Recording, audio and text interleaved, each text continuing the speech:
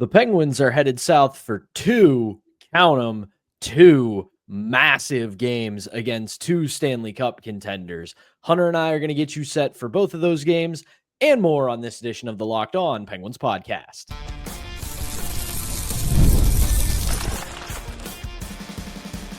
Your Locked On Penguins, your daily podcast on the Pittsburgh Penguins. Part of the Locked On Podcast Network, your team every day.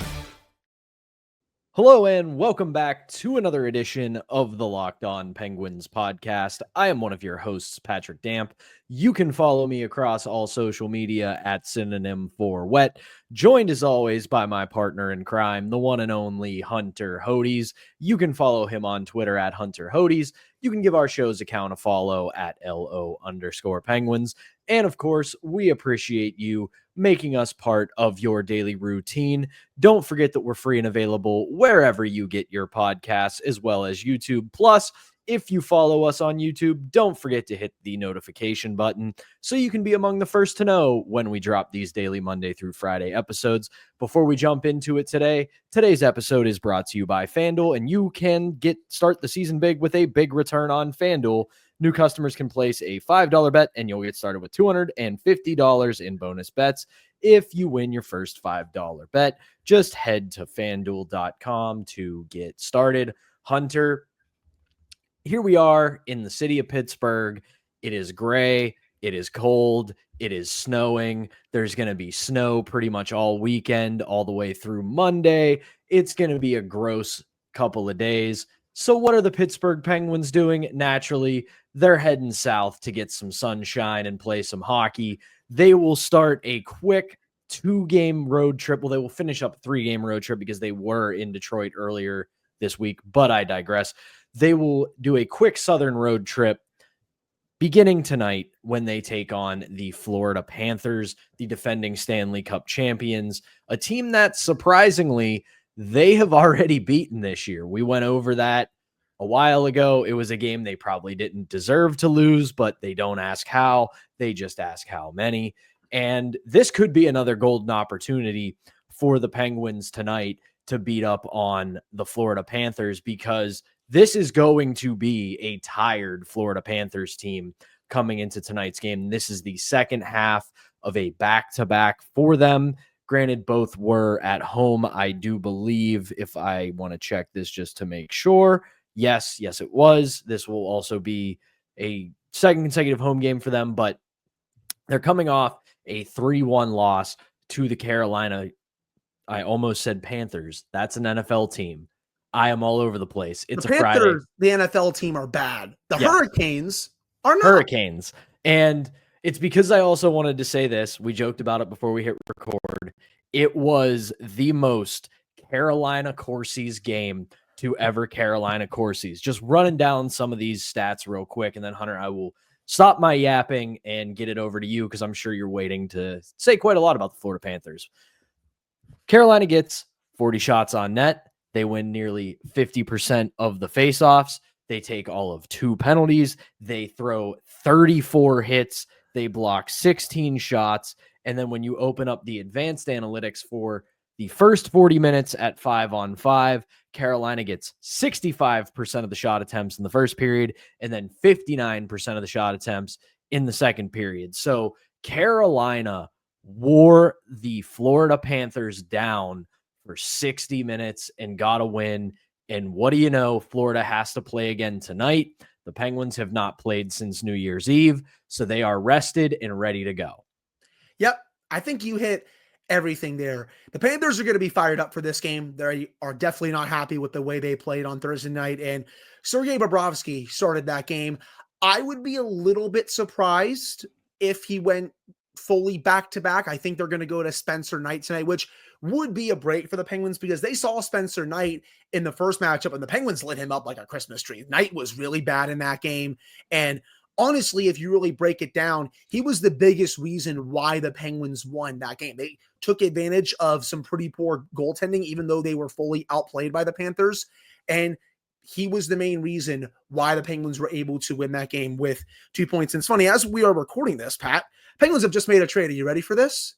It's something small. Don't worry. Oh. It's nothing earth-shattering here. No, they didn't trade for Elias Pettersson or JT Miller from the Canucks, but they have acquired Colton Pullman from the Buffalo Sabres, a defenseman, in exchange for forward Bennett MacArthur. Pullman is signed through this season, and he's going to report directly to Wilkes-Barre. So kind of a baby trade. Kyle Dubas helping out Wilkes-Barre considering how good of a season they're having. We discussed that on our Thursday episode.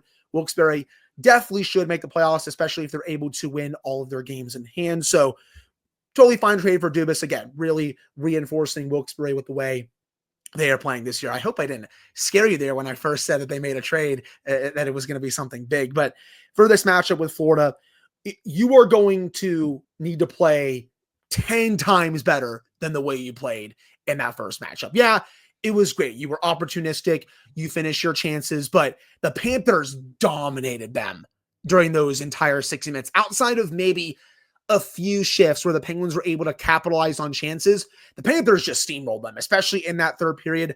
I was not surprised at all that the Panthers were able to tie that game and send it to overtime, not just because the Penguins were so bad at defending leads, and they still are, but because the Panthers had been crushing them all game long. So you are going to need to play so much better in this one. You're going to need to account for Matthew Tkachuk every time he's on the ice. You know what type of player he is. You know what type of player Sam Bennett is. They're rats. They're going to try to, spin it a little bit. They're going to try to get under your skin. It's important to really, again, ignore them, play your game. And if you can really get these special teams in your favor, you will have, I think, a really good shot of winning this game. Tristan Jarry, he's going to get the start in this one for the Penguins. Nedeljkovic, he was fine in that start against the Red Wings, but I at least understand why Sullivan is going back to Jarry for this one. But it looks like there's also going to be a couple of other lineup changes. Owen Pickering, he's coming back from his concussion. Great news. Really glad that he's healthy. I want to see how he does in his first game back. And also, Pat, Kevin Hayes playing in his first game in almost a month. Anthony Beauvillier is going to be coming out, which is kind of interesting. I don't think Beauvillier has been that good, but he also just recently scored. So it's just kind of funny the way Mike Sullivan uses these forwards, takes one out, puts another one in. I figured, again, if you wanted to take a forward out, it would be someone like Nieto, who really only kills penalties. But Beauvillier, I guess that works. But I am glad that Kevin Hayes is coming back in. He has been scratched, in my opinion, for a bit too long. But I also think these two games are pretty favorable for him, especially someone that's a playmaker. He's going to, I think, play with Drew O'Connor. He had a really good game in Detroit. I could see that duo, at least on the third line, really working out. I was gonna step in there and say that I think Kevin Hayes is suited better to play against the Florida Panthers than Anthony Beauvillier. It just, his size, the way he plays the game, I think that's a little bit more suitable for Hayes than it would be Beauvillier. But on the whole, I agree with you. I don't understand what the method is to his madness with some of these lineup decisions, but either way, I do think it was way past time for Kevin Hayes to get another look in the lineup, because he has been pretty solid this season when in the lineup. And back to the actual game itself, I talked about it at the beginning of the show. The Carolina Hurricanes gave the Panthers everything they could handle just one night ago. So for something that has been plaguing the Penguins quite a lot this year, that is starts. The start of tonight's game is so important, because this is going to be a tired Florida Panthers team. Yep. And if you read Josh Yohe's piece yesterday in The Athletic, in a quick interview with Patrick Hornquist and some of the people who have spent time around him, both in Pittsburgh and Florida, and everything that he brings to the table, he's now in a front office role with the Panthers.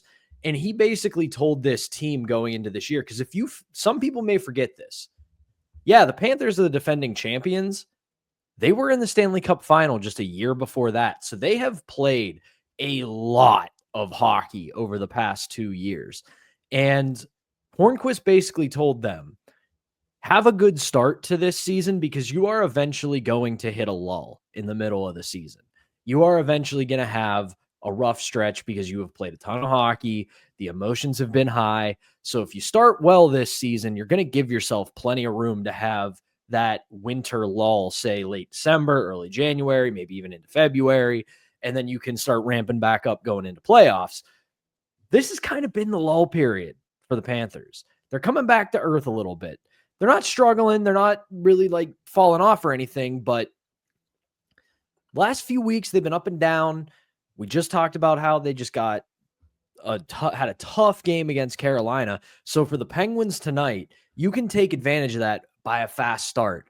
If you can get a goal or two early, or at the very least get some sustained pressure first 5, 7, 10 minutes, you might be able to take advantage of a tired Panthers team.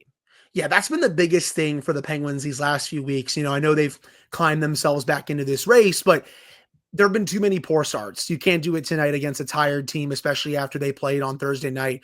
You're going to need to go out there and you're going to dictate the tempo. You want to dictate the pace of this game. You don't want the Panthers to really come out there and just kind of push or shove you around, even after, playing last night. You want to be the ones that are really trying to push them around. Even though the Panthers have that ratty element to them, they have those type of players, you still want to be the ones that dictate how this game goes. Again, I think they're going to play Spencer Knight. You've had success against him already this season. Anytime you can get traffic in front of him, do it. He was really shaky in that game in Pittsburgh. I think that's another key for this one. And there's also the crowd there. Yes, the Panthers have had a pretty solid fan base, I would say, ever since they've really gotten good these last several years, but there's always a good amount of Penguin fans that go to those games, man. I mean, I remember when the Panthers were kind of just starting to get back to being a contender. Penguins fans, that was probably 70-30 in that arena. It's gone down a bit now considering how good the Panthers are. They just won the Stanley Cup, but the Penguins are still going to have a good amount of fans there. You still want to maybe use that to your advantage as well. Special teams, always going to be a big factor. They didn't win the special teams battle against the Red Wings, but if you can get back to that dominance, the PK can maybe bounce back in this one. That would be big as well. And again, I want some more timely saves from Tristan Jarry. I still want to see him up his game a bit more here in the second half. And hey, this is a big opportunity against one of the best teams in hockey. It's a huge challenge. The Penguins can make a big statement by getting a couple of points tonight and getting a win over the Florida Panthers. But that is tonight at 7:00 at Amerant Bank Arena in Sunrise, Florida. You can catch it on Sportsnet Pittsburgh here in our area, but that'll do it for this first segment. When we come back, we got another game we got to talk about, and it's a team that we talked about a little bit here in our first segment, and that is the Carolina Hurricanes. We will get you set for that Sunday game when we come back right after this, but we got to tell you about our first sponsor, and that is FanDuel. The NFL playoffs, they're almost here, but it's not too late to get in on the regular season action with FanDuel, America's #1 sportsbook. Because right now, new customers can finish the season strong with $250 in bonus bets if your first $5 bet wins. FanDuel has so many ways for you to pick up a W, including betting on which players will score a touchdown, how many points each team will score, and so much more. Just visit FanDuel.com to join today. That's FanDuel.com for your chance at $250 in bonus bets. Make every moment more with FanDuel, an official sportsbook partner of the NFL. All right, welcome back to the Friday edition. It's a double game preview edition of the Locked On Penguins podcast. I'm Patrick Damp alongside Hunter Hodes as always, and the Penguins escape from the nasty weather that is Western Pennsylvania this weekend continues on Sunday when they head to Carolina to take on the Hurricanes, a team that has pretty much owned them for the last few years. They have already dropped 2 of the 3 meetings that they will have with the Hurricanes this year, a 4-1 loss on October 18th, and then a 5-1 loss on November 7th. The Penguins do not match up well with the Carolina Hurricanes. The good news for them, this will be a bit of a tougher matchup for them because Carolina is going through a little bit of a rough patch in their schedule, so the Penguins might catch them at a good time. But like so many things, both of these games this weekend essentially have to be carbon copies of one another. You have to start fast. You cannot make a ton of mistakes. And you, especially against Carolina, have to be defensively accountable, because you know this team is going to fire everything at the net, and they are going to try to hem you in your zone with a heavy forecheck, working the puck low to high, trying to score off of rebounds, tips, and deflections. I say this every time these two teams play. If you can box out their forwards after all those point shots come in, you will have a good chance of winning this game. It's just that in the two matchups this year, they haven't come close to doing any of that. And they've been boat raced off the ice in both those games. Let's be real here. The Hurricanes kind of toyed with the Penguins in both of their wins against them. It was pretty ugly. Yes, it's not the most exciting brand of hockey. I'll say it again. They're kind of the more fun version of the Islanders. Their high-end players are definitely more fun than the Islanders. And again, the way they play, it's a little bit more fun, but I'll also be real here. It's a bit of a slog to watch. It's the way they play is exactly the way Rod Brind'Amour played when he was a player. All gas, no brakes, 100% effort every shift.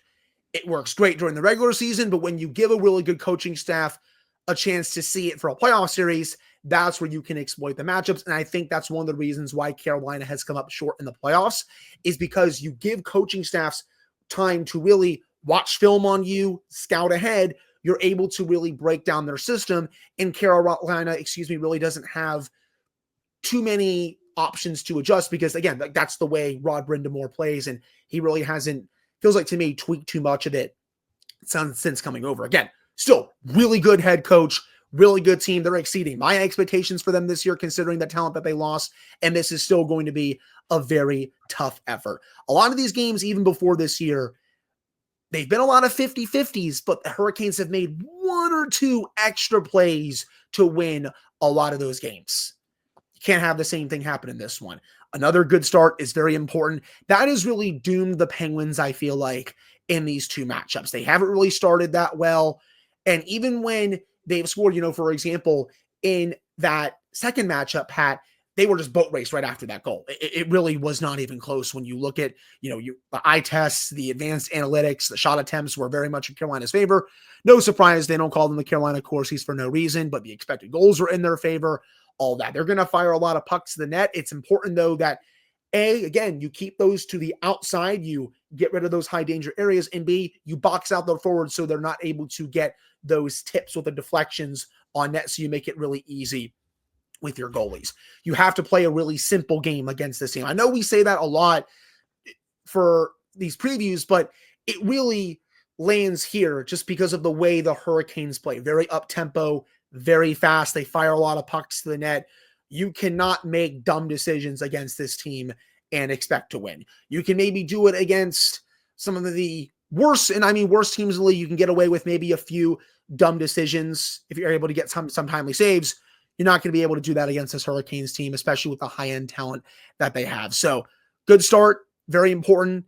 Playing simple, very important. And playing diligent in your own zone, especially important against a Hurricanes team that loves to fire the puck to the net. You brought up a really good point there about the high-end talent, because if there was always a knock on the Carolina Hurricanes for the last few years, and I still think that knock exists to a certain extent. Still is. They need another high-end forward or two. They do, but their forwards are absolutely producing like high-end forwards. They have 6 forwards with 20 points or more. Roslovic, Jarvis, Svechnikov, Aho, and Marty Necas, who is having himself a season. 15 goals, 31 assists for 46 points in 38 games. He is playing, what a great brand of hockey he has been playing this season. A player that I don't think a lot of people saw coming, at least not to this level. But that maybe that is the guy that they were missing, and he just needed to be put in the right environment. Who knows?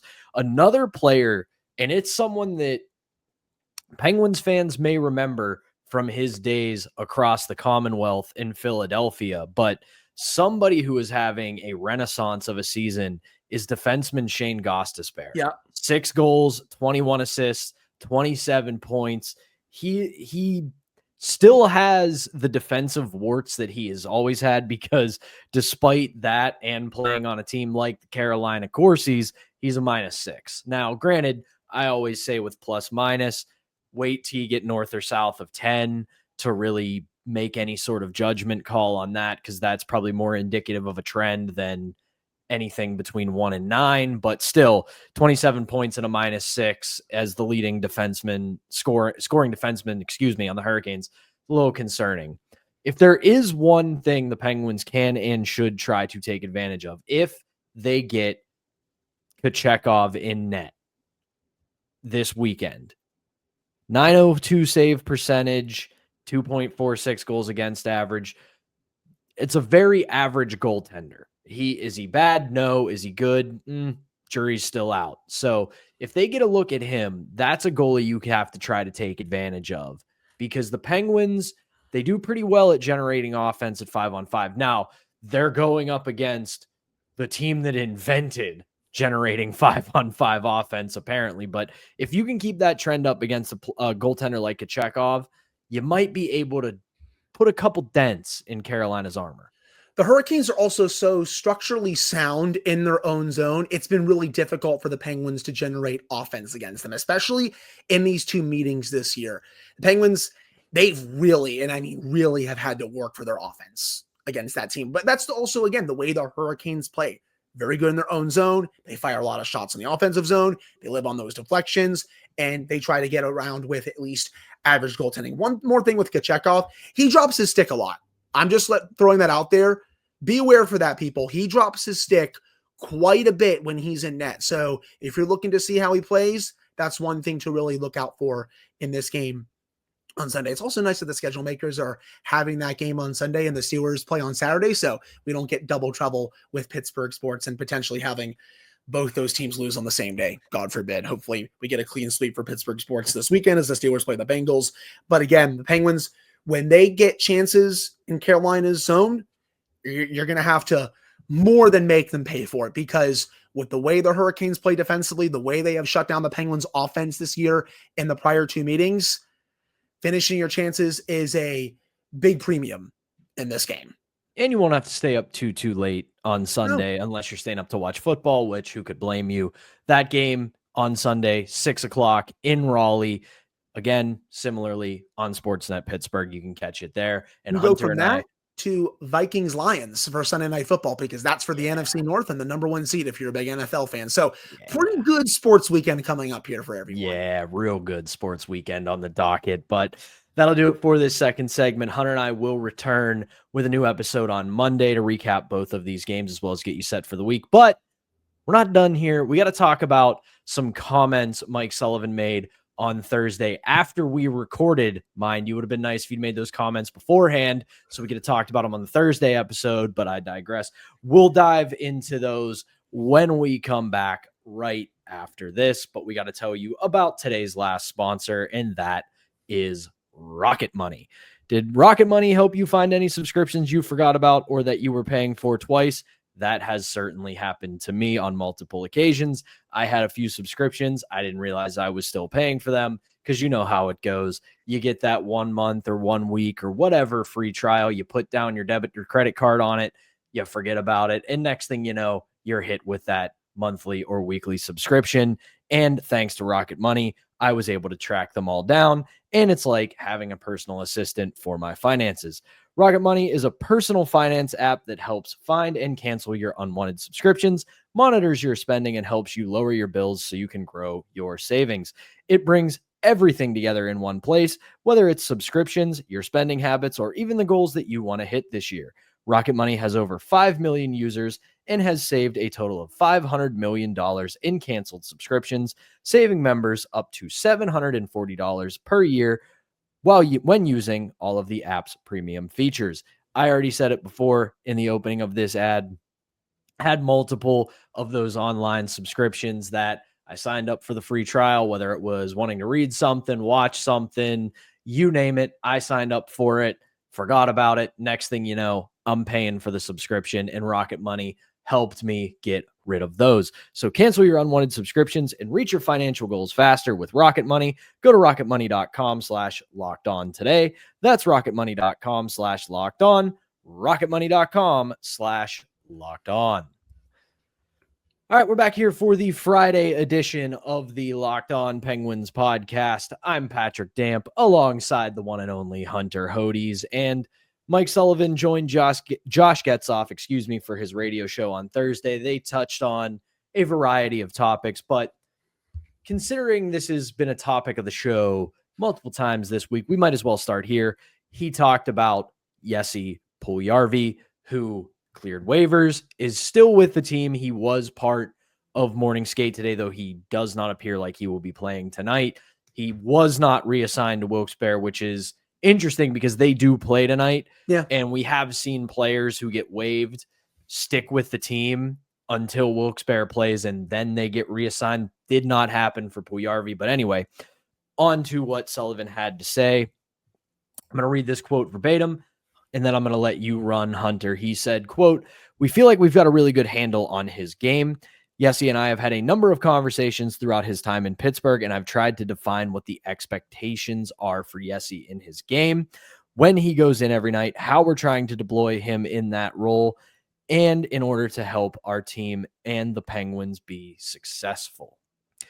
I think that kind of gets into what I've been saying, to where if you watch the film on him, yes, there is plenty of good there, but there is so much inconsistency elsewhere. They just want him to be able to put together a full 200-foot game, and they're probably not totally satisfied with where it is yet. I get that. I feel like I've said enough about Puljujarvi this week with the situation, and I've made my thoughts pretty clear on where I stand and why I think you should at least give him a small run to at least see what he can do, and maybe show him to some GMs if you're not going to keep him, past the trade deadline, past the season, etc.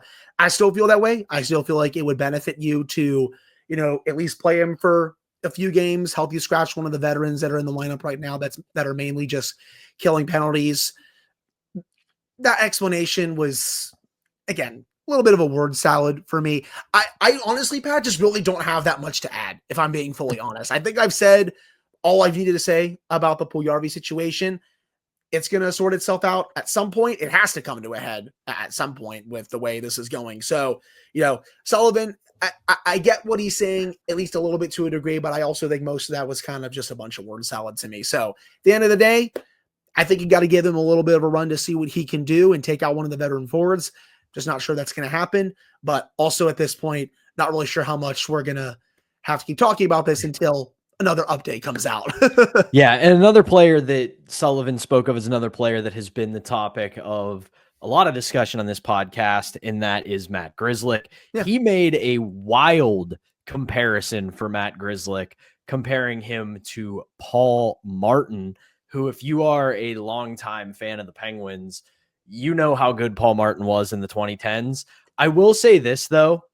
I would have rathered him make the comparison if Paul Martin were here, or if Grzelcyk were here for more than just this year. Because if you remember, they signed Paul Martin to a long-term deal. Yeah. He was pretty bad in his first season. And then after that, he erased any bad taste Penguins fans had with him, because he just went on to be one of the most consistent defensemen the Penguins have had in a long time.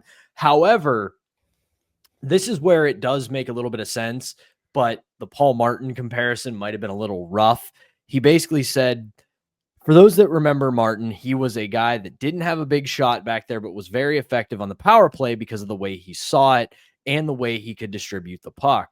Now, if you look at Matt Grzelcyk's game on the power play, he has been their most efficient defenseman with the man advantage. So that comparison, while if you take it from the 200-foot view and go, Matt Grzelcyk is not Paul Martin at all, but if you focus in on the power play, yeah, it's a pretty good comparison. Power play, yes. Everything else, especially at 5-on-5, hell no. Not, especially with the way Martin played defensively in his own zone. He was so stable back there, especially when he was with Letang for quite a while. I mean, when he was with Letang, man, they were so fun. Obviously led the way for Brian Dumoulin to play on that top pairing for so long, but Martin and Letang were so, and I mean so fun together, man. It really was a blast watching those two together. But yeah, power play, I can see it at least a little bit. But when you fully compare those two players, Mike, come on, man. At 5-on-5, Paul Martin, at least when you look at Grizzly this year, twice the player that he has been at 5-on-5 this year. So when you look at the whole thing, pretty crazy. But when you scope it down to at least the power play, I get to definitely see it, because you're right about Grizzly on the power play. Very effective with the way he quarterbacks it. His vision on the power play is very good. He has a pretty solid shoot first mentality. He also knows when to dish it off to the playmakers versus when to, fire the puck himself. I do like his work on that unit. It's the rest of his game that I still think needs a bit more work. And if he's able to work on that, the Penguins could find themselves getting at least something for Grizzly at the trade deadline. Yeah, especially because he's cleaned up his game a little bit, I think, elsewhere along. It could be because, again, this has kind of been the theme of this season with a lot of these players, where when we say that they're cleaning it up, they're getting better, they've bounced back, however we describe it, it's not saying that they're all the way back. It's not saying that they're thriving. It's not saying that they're great all of a sudden. It's just they're cleaning up warts in their game and they're starting to improve. It doesn't mean that we can fly the mission accomplished banner and start talking about what the Stanley Cup parade route's going to be down the Boulevard of the Allies come June. It's just acknowledging the reality. But that is going to do it for this episode of Locked On Penguins. Hunter and I will be back on Monday with a brand new episode recapping both of these games and getting ready for a busy week next week for the Pittsburgh Penguins. But until then, thank you as always for tuning in. We really appreciate you being part of your daily routine and always tuning in. But until Monday, for Hunter Hodes, I'm Patrick Damp. Thank you again, and we will be back on Monday.